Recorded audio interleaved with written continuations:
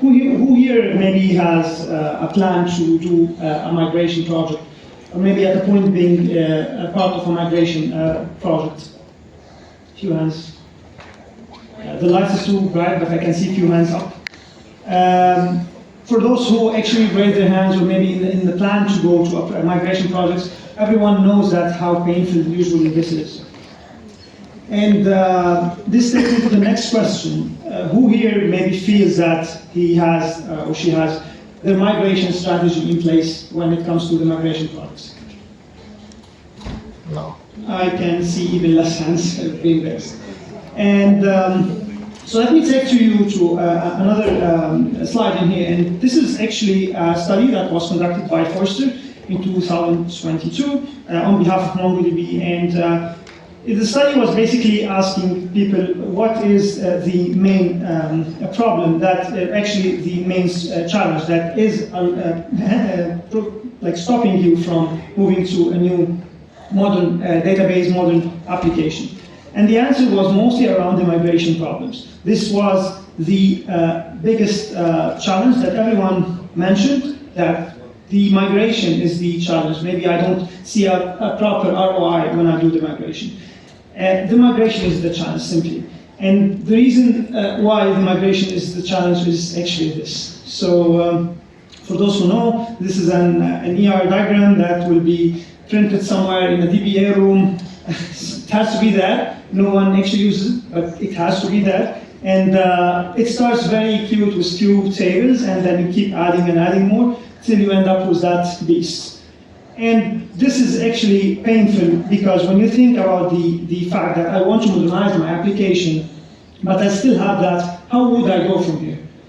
So before I just go next, I just want to make sure that you understand why we actually try to help you modernize. Why modernization is actually something that everyone's talking about at the moment. And the main idea is that the application that was built on relational databases were actually built to like one-to-one mostly application customer. I need to create an application, so let's create a table, let's create some more relations between the table, etc., etc.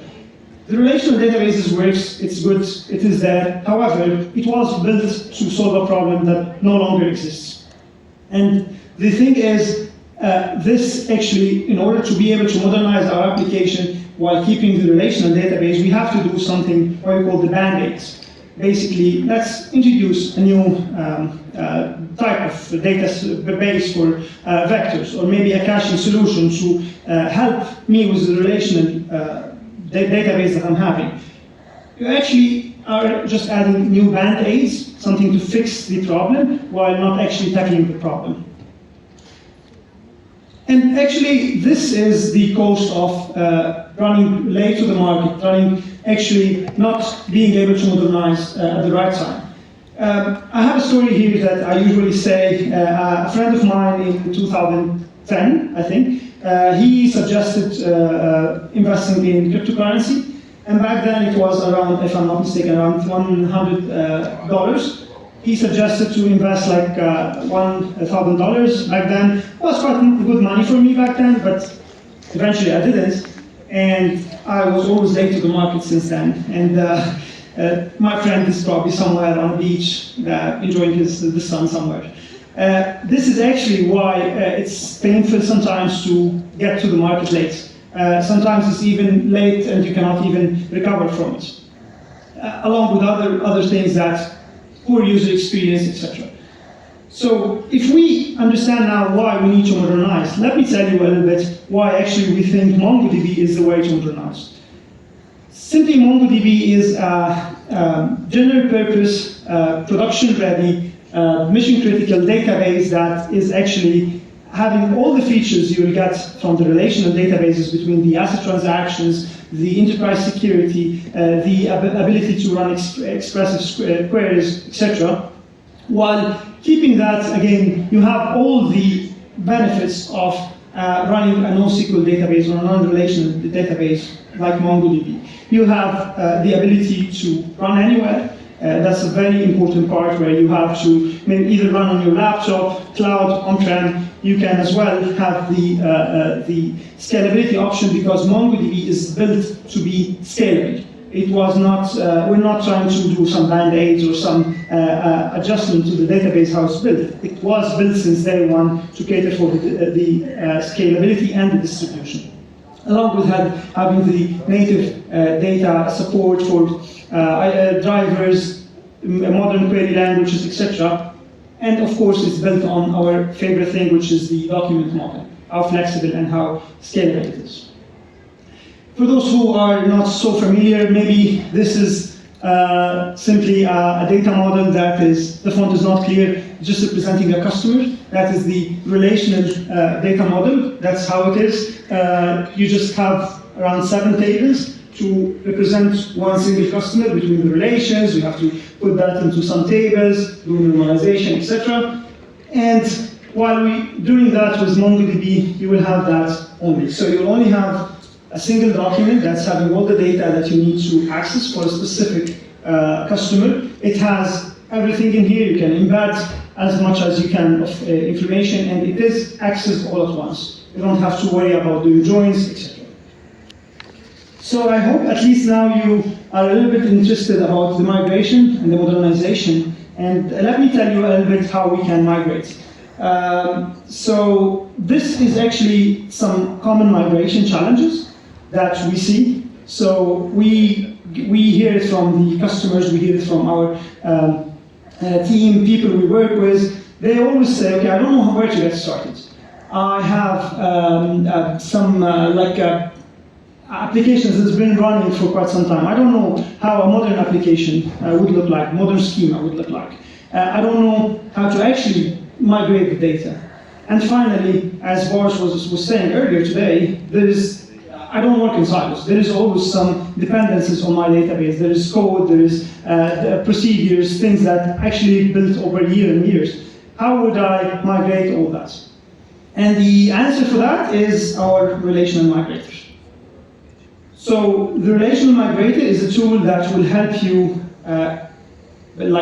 bring your relational workloads to MongoDB while being able to design the schemas in MongoDB and make sure after that you actually migrate the data and finally you generate the code that is being built around your application. At the moment, these are the supported databases that we have with the relational migrator. So whether one of these databases is your source, you can just run that, and you can have that as your source, and then you can have the destination as MongoDB, whether it's Atlas or on-prem. So you can run it on the cloud, or you can run it on-prem self-managed if you wish. And we have 2 types of migration for the data. So basically, it's a way of managing how would you want to migrate the data, whether it's a snapshot, so I'll just do the migration immediately and the cutoff and I'm ready, or I might still have some continuous data flowing, so I would want to have a continuous mode of migrating the data. And this is what the relational migrator would help with. So basically, it will accelerate the process of the migration, as mentioned. It will help you to de-risk the process of migration. So as we mentioned, it is a problem for many customers and many people. And this is the ideal way to make things a little bit better. And you can safely migrate your data with the relational migrator. So here's some maybe a sneak peek to the tool. I'll show a demo in a few. This is some screenshots from the relational migrator. So it gives you some schema recommendations once you connect your source database and destination. It gives you some schema recommendations based on your data model. It helps you as well with the mapping and modeling of the database. So there is some suggestions based on your relational database data model. It will give you some high-level recommendations, what can be done as well.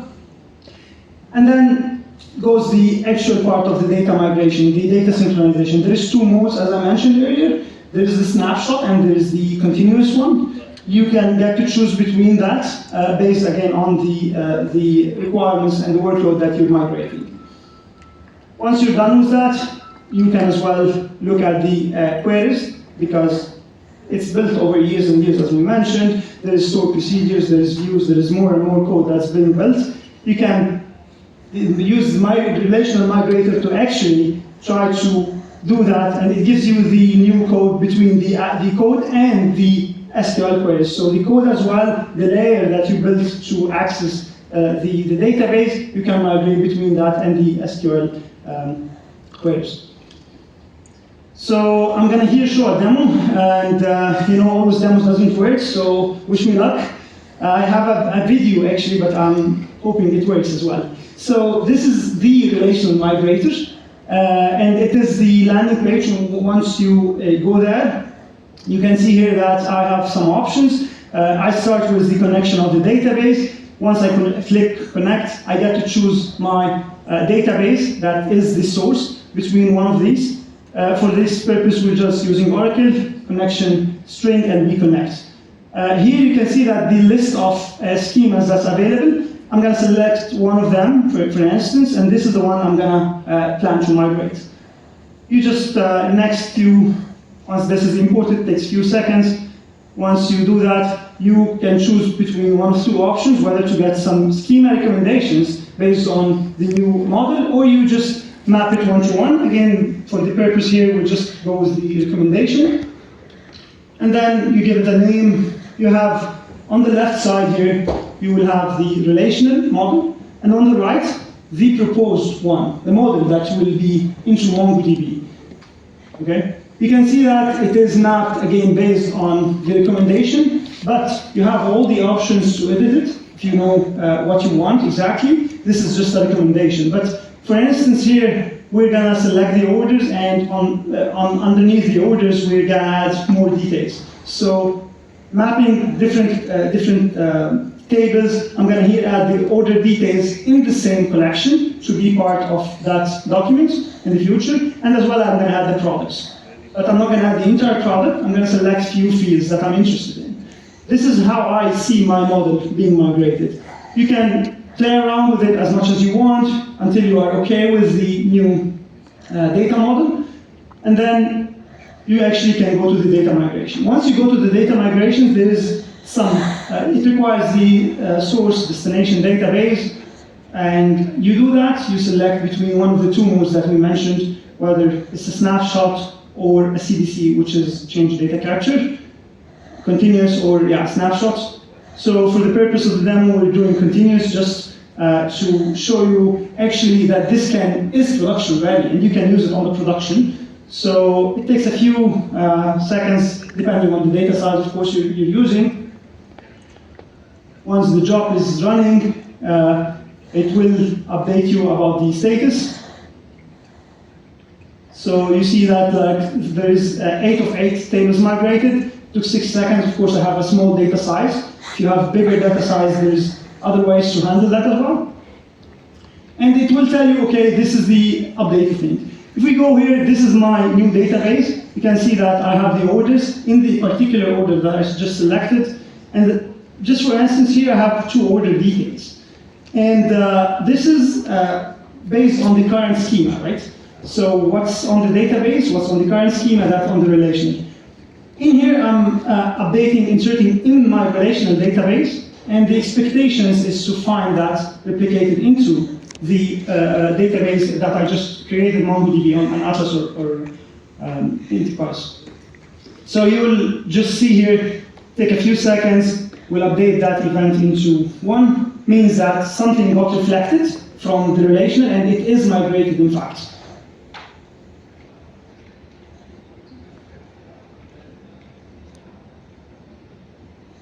Yeah. So if I refresh here, I have 3 instead of 2, and you can see that there is a product object here, though on the query we didn't add the product. It is mapped because I had just added a product ID. Again, the proper data is mapped and updated and migrated to MongoDB based on your document model you just created. Once I'm done, I'm going to hit complete the job. I'm happy to do the cutoff. I'm happy to start using MongoDB and the modernized part of it. So, in terms of the next steps, if you are interested about the relational migrator and you want to see more, actually it is a free tool. So you can go to the URL that will be shown in a few. You can go there, you can download the relational migrator and start working with it as for today. You can probably use a dev environment, or maybe if you want to actually migrate something, you can start working with us. And you, of course, you can reach out to any of us. If you have any migration project that you're planning, you want to have a discussion around it, we'll be more than happy to help. And yeah, start shipping. That means you're ready.